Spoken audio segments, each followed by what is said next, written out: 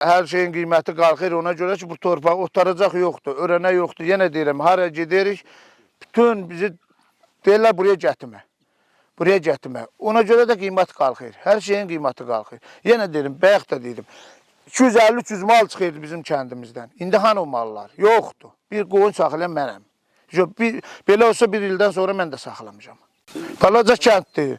Balaca kənd. Biz bu kəndin, bax, burayı belə götürəcəklər, bütün darvaz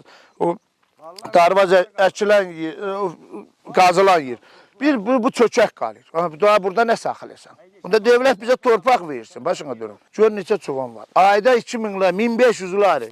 Gözümü deşir, deyir ki, har yaparım. Har yaparım. Vallahi doğru derim. Deyir har yaparım. Yok tutaracaq.